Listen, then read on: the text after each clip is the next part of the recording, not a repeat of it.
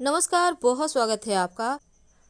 माँ लक्ष्मी के पूजन का पर्व दीपावली से ठीक 2 दिन पहले धनतेरस मनाया जाता है। और धनतेरस का त्योहार देवों के वैद्य धन्वंतरी जी और माँ लक्ष्मी की जो खजांची हैं कुबेर जी महाराज, उनको याद करने का, उनके निमित्त पूजा पाठ करने का दिन है। इस दिन कुबेर महाराज के साथ यमराज की भी आराधना की जाती है। दिवाली से पहले कृष्ण पक्ष की त्रयोदशी कार्तिक महीने में मनाया जाने वाला व्रत, चूंकि धन्वंतरी त्रयोदशी जिसको हम कहते हैं, इस दिन बहुत सारी वस्तु खरीदने का विधान है। दिवाली की पूजा में जो भी वस्तुओं की आवश्यकता है वो धनतेरस के दिन खरीदना चाहिए, जो कि बहुत ही शुभ माना जाता है। और उनमें से बहुत सारी वस्तुएं हैं, जैसे बर्तन भी खरीदे जाते हैं। लेकिन कौन से बर्तन खरीदें और कौन से ना खरीदें, क्योंकि आपने कुछ ऐसा बर्तन खरीद लिया जो आपको परेशानी ही दे जीवन में, तो फिर खरीदने से क्या फ़ायदा। तो आज हम यही आपसे साझा करेंगे। वैसे तो बहुत लोग नया खाता भी, जो व्यवसायी वर्ग हैं, यहीं से शुरू करते हैं और यहीं से एक बार फिर से नए खाते से शुरुआत होती है। पुराना जो हिसाब होता है वो क्लियर होता है। इस दिन कोई भी चीज़ आप खरीदना चाहते हैं तो उसके लिए शुभ मुहूर्त में खरीदें और लाकर कुबेर जी महाराज, जितने भी सामान आप खरीदेंगे सबकी पूजा होगी। और कुबेर जी जहाँ धन का जोड़ घटाव रखने वाले होते हैं, वहीं धनवंतरी जी ब्रह्मांड के सबसे बड़े वैद्य भी हैं। धनतेरस के दिन पूजा के लिए जो सबसे अच्छा वक्त होता है वो होता है प्रदोष काल, जब स्थिर लग्न होता है। माना जाता है स्थिर लग्न के दौरान धनतेरस की अगर पूजा की जाए तो लक्ष्मी घर में ठहर जाती है, और वृषभ लग्न को स्थिर लग्न माना जाता है। तो चलिए अब हम जानते हैं वो कौन सी वस्तु है जो आपको जरूर लाना चाहिए, और वो कौन सी वस्तु है जिसको लाने के पहले आपको 2 बार सोचना भी होगा, कहीं उल्टा नुकसान तो नहीं हो रहा। देखिए, धनतेरस पर कुबेर के बिना माँ लक्ष्मी की पूजा अधूरी रहती है। और देवताओं के वैद्य जो धन्वंतरी हैं, उन्हें भगवान विष्णु का अवतार भी माना जाता है। इनकी 4 भुजाएं हैं। ऊपर की दोनों भुजाएं शंख चक्र धारण किए हुए हैं, जबकि अन्य भुजाओं में जलुका और औषधि है, दूसरे में अमृत कलश है। इनकी प्रिय धातु पीतल है और आरोग्य के देव हैं। अब धनतेरस के दिन क्या करें। देखिए, धनतेरस के दिन सिर्फ नई वस्तुओं की खरीदारी ही नहीं किए जाते, बल्कि इस दिन दीपक भी जलाए जाते हैं।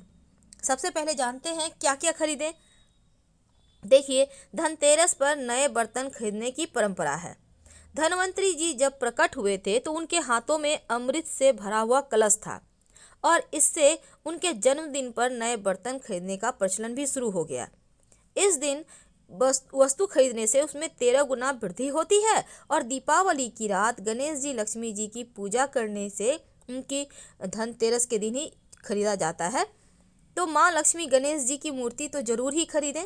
और अक्सर लोग नई गाड़ी खरीदते हैं धनतेरस पर धनतेरस पर आप गाड़ी ले तो आइए, पर पैसे पहले ही दे दीजिएगा। धनतेरस के दिन वाहन का भुगतान मत कीजिए, क्योंकि यहाँ पर देखिए, इस दिन सोना चांदी खरीदना अच्छा माना जाता है। स्फटिक की श्रीयंत्र स्थापित करने से धनतेरस के दिन लक्ष्मी स्थिर हो जाती है। यदि आप इस दिन वस्त्र खरीदने के लिए सोच रहे हैं तो लाल या सफ़ेद कपड़ा ही खरीदें, ये ज़्यादा अच्छा रहेगा। ब्लैक ब्लू टाइप के कपड़े खरीदने से बचिए। इस दिन गोमती चक्र खरीदने का भी विधान है, क्योंकि गोमती चक्र माँ लक्ष्मी की पूजा में उसका यूज होता है। एक तो दिए में जलाया जाता है, दूसरा गोमती चक्र का टोटका किया जाता है। संपत्ति खरीदना सबसे ज़्यादा शुभ माना जाता है धनतेरस के दिन।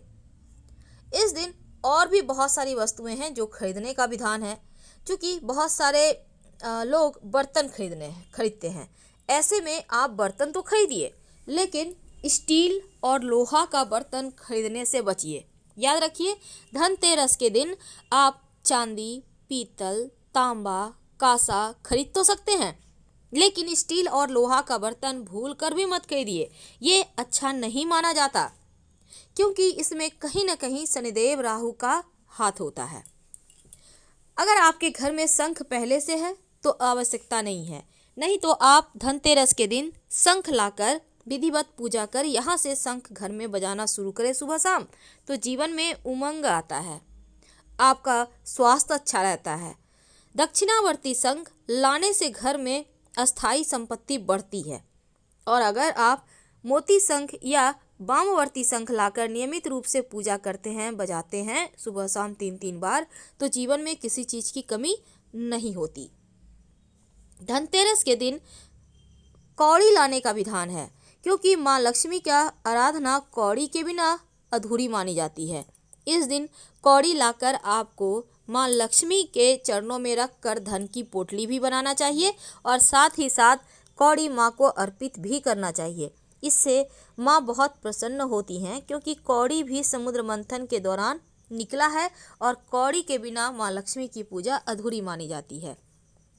कमल गट्टे का बीज जो कि कर्जों से मुक्ति दिलाने वाला माना गया है, और कमल गट्टे की माला से आप लक्ष्मी जी का मंत्र भी जप कर सकते हैं और माँ को कमल गट्टा का बीज अर्पित करने से धन की वृद्धि होती है और कर्जों से मुक्ति मिलती है। तो बहुत सिंपल है माँ को मनाना, पर कुछ खास चीज़ें लाने से। वैसे बहुत जगह पूजा सामग्री का पैकेट मिलता है जिसमें सब कुछ वो लोग डाल के रखते हैं, जैसे अलग अलग आपको नहीं खरीदना पड़े। अगर वो पैकेट मिल जाए तो उसमें सब कुछ होता है। लाल गुंजा भी उसमें होता है। देखिए, लाल गुंजा माँ को बहुत आकर्षित करता है। जिस घर में गुंजा होता है वहाँ पर माँ लक्ष्मी अस्थायी निवास करती हैं और वहाँ से कहीं भी नहीं जाती। इसलिए माँ लक्ष्मी की पूजा में लाल गुंजा का प्रयोग जरूर करें और जब धन की पोटली बनाइएगा तो उसमें भी डालिएगा। चूँकि यह भगवान धन्वंतरी का दिन है, इस दिन आप औषधि वगैरह भी खरीद सकते हैं। देखिए, धनतेरस के दिन मिट्टी का दीपक जब तक आप ना खरीदें तो आपकी पूजा अधूरी मानी जाएगी। इसलिए इस दिन मिट्टी का दिया जरूर खरीदिए। मिट्टी का दीपक आपके पास भले ही पहले से है, लेकिन पूजा में जलाने के लिए आपको नया ही लेना चाहिए। एक बड़ा सा दिया लीजिएगा जो रात भर दीपावली के दिन जलेगा। धनतेरस के दिन नमक जरूर लाना चाहिए और नमक का विशेष प्रयोग भी इस दिन किया जाता है, क्योंकि धनतेरस के दिन ही लाए हुए नमक से 5 दिनों तक भोजन बनता है और छोटे छोटे उपाय भी इसी नमक से होते हैं। पहले वाला नमक नहीं फेंकना होगा, बल्कि उसको संभाल के रखें, बाद में यूज कीजिएगा।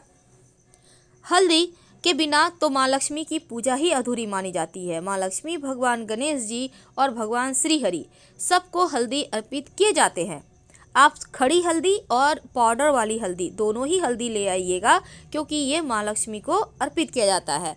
विशेष मनोकामनाओं के लिए पिसी हुई 1 चुटकी हल्दी पुड़िया बनाकर भगवान श्री हरि माँ लक्ष्मी के तस्वीर के पीछे छिपाकर रख दें। विशेष मनोकामनाओं की पूर्ति होती है। इस दिन आप धनिया, जो कि बहुत ज़रूरी है खरीदना, ज़रूर खरीदिए और इसकी पूजा आप दीपावली की पूजा में कीजिएगा। धनिया खरीदकर इसके गाछ भी बोने हैं। आप चाहें तो धनिया का बीज अलग से थोड़ा सा ले लीजिए, क्योंकि ज़रूरी नहीं है कि धनिया से वृक्ष निकले ही, बीज से तो निकल ही जाएगा। और माँ को चूँकि झाड़ू के बिना धनतेरस अधूरा माना जाता है, और झाड़ू भी आपको कौन सा लेना है, जैसा कि हमने टॉपिक रखा है। देखिए, बहुत बार क्या होता है, लोग प्लास्टिक के झाड़ू ले आते हैं। अभी तो फूल झाड़ू भी प्लास्टिक के आने लगे हैं, तो आपको प्लास्टिक के झाड़ू नहीं लाने हैं। घास वाली झाड़ू लीजिए, या फिर आप वो जो स्टिक वाली झाड़ू होती है नारियल की, आप उसको भी ले सकते हैं। लेकिन आप प्लास्टिक की झाड़ू नहीं लीजिएगा, टूटा फूटा हुआ झाड़ू मत लीजिएगा, बिल्कुल साबुत लीजिए, घनी झाड़ू देख कर लीजिएगा, जो कि लक्ष्मी को स्थिर करेगा और पूरे साल जमकर आएगा पैसा। झाड़ू लाने के बाद झाड़ू का पूजा करना धनतेरस के दिन बहुत ज़रूरी है। झाड़ू के हैंडल में एक सफ़ेद धागा बांध दें या आप लाल मौली धागा बांध दें। फिर 1 चुटकी कुमकुम, अक्षत और फूलों की पंखुड़ी से पूजा करें और इसको यूज करें।